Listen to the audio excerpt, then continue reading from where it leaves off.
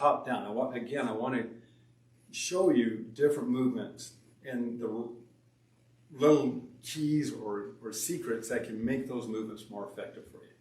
So starting with the shoulder, since that was one of the questions, we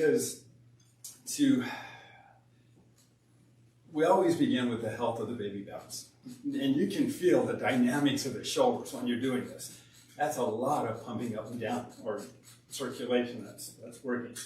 If I take my arm, and you've seen me do this, and cup it under here, it helps to stretch the back as well as the shoulder. But as I get a little more flexible, I want to take that shoulder and I want to pull it in front of my chin. So this extra movement, you can help feel the stretch. And when you feel that stretch, if you take your fingers and dig them into the muscle, you're going to feel the muscle with that extra stretch and that extra massage effect that helps to open up those muscles and ligaments just by gently bouncing. Wonderful feeling. Of course, you do the same thing with the other way, and you get to the point where you pull gently that direction too. Okay, so those are that's the shoulders, some good movements. We're going to have additional movements on our Mr. Rebounder app coming up in about a month. We had to rewrite some of the coding so that it will work more effectively on your devices. But we've already got the movements done. There's nearly 30 additional movements that will be available on the Mr. Rebounder app. So that movement is really good for the shoulder. The bronchial tube lung exercises also helps with the lymphatic pumping of the chest cavity area, because the arms are moving up and down, and that pumps. It's a literal pump. The Cellerciser is a pump, which helps to pump the lymph system, make it easier on the heart because it's moving through with the heart. But the arms, as they move up and down, are pumping as well. So this is a real helpful routine. I had a gentleman who called me just the other day who has asthma, or had asthma, and he's feeling quite the difference in doing the Cellerciser. In fact, he initially told me, yeah, do that 20 minutes a day. I said, what? I've never done that. I said, no, I do repetitions. I'll do it for a little bit, and then I'll do some other movements, and then I come back and do it again. Yeah, okay. I think the most I've ever done is maybe 18 breaths. I don't know, but that movement right here opens up the bronchial tubes and the lungs. Many of you have heard my story, how I came up with that. But it goes just like this.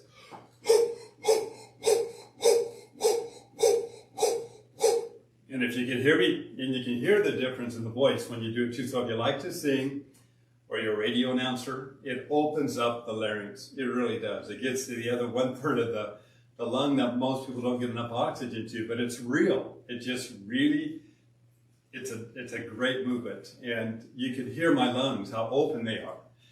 After I had the COVID, it took about a month at least to really open up those bronchial tubes again and get it so that my lungs were clear. And often when people start this movement, they'll be clearing stuff out of the lung. That's good, nothing wrong with that. Okay, a couple other movements I want to talk about is the Jamba walk and then the Jamba run for burning calories and building up the knees. So bending, I keep my back straight, feet flat, push down into the mat. Your feet hardly come up at all. You want to keep them flat, keep your back straight. That puts the weight on the thighs and the knees.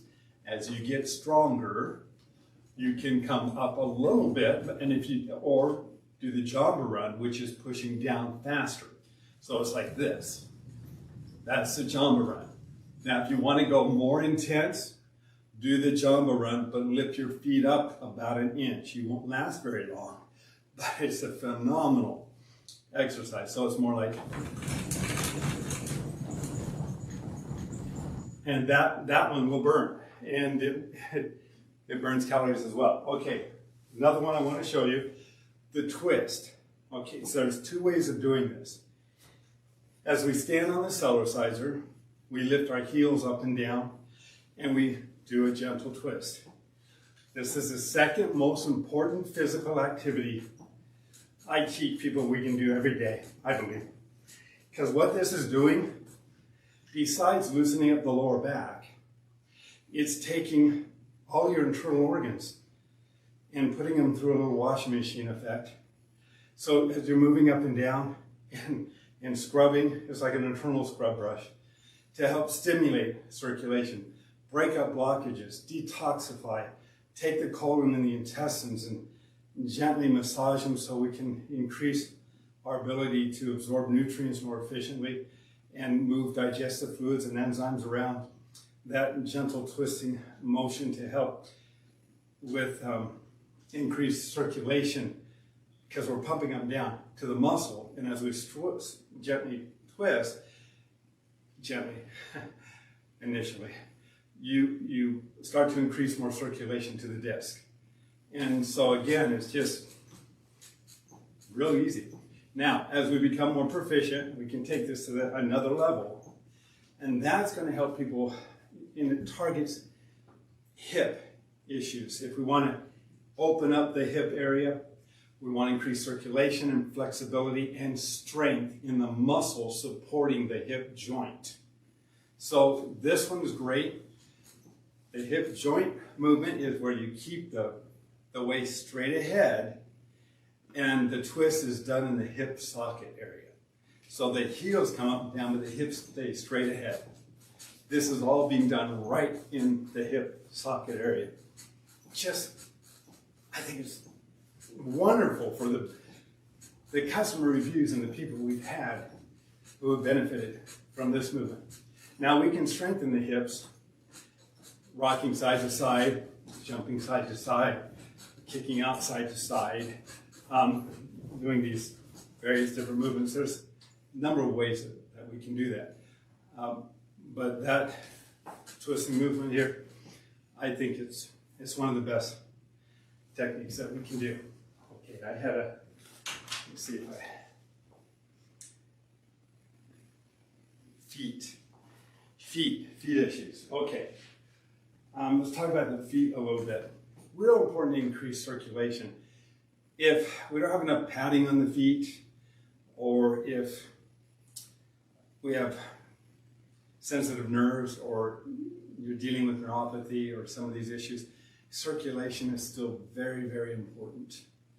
And with the foot, one of the benefits that we've received, and people often will do it up to 20 minutes to really feel that benefit, but lifting the heels up and down starts to work the calf muscles and underneath the arch of the foot. And as we're moving up and down, those muscles are flexing, helping to force circulation through all the tissue areas of the foot. If that is too intense, we can start off by, again, staying flat-footed and just simply rocking side to side. And as we're rocking side to side, that can help too. And I want you to know I'm going to oil my Cellerciser next week because I can hear it squeaking in some of those hinges too. So I use oil mine maybe once every year and a half. It's been a long time since I've oiled this one. So that's for the foot. Now fingers. Let's talk about fingers. Okay. And this is a technique also that we've had people that are saxophone players and guitarists that are in their 70s now and want to still be able to play, and they're finding out their dexterity is improving. They've told me, they've written me, they've called me about what it's done for their fingers. So we want to increase circulation to the joints of the fingers. So one of the things that I do is you put the fingers straight down, gently move up and down until you can feel the pressure at the tips of your finger. And when you feel the pressure at the tips of your finger, then wiggle your hands around. See the movement up and down, and you can move it straight down, move it up, move it over.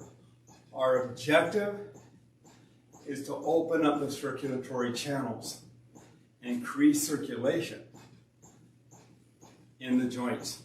And we can end up just by holding our hands in this position as you move up and down. You will feel the tips and the fingers as they're expanding and contracting. It can take a little bit of time, but that's another technique.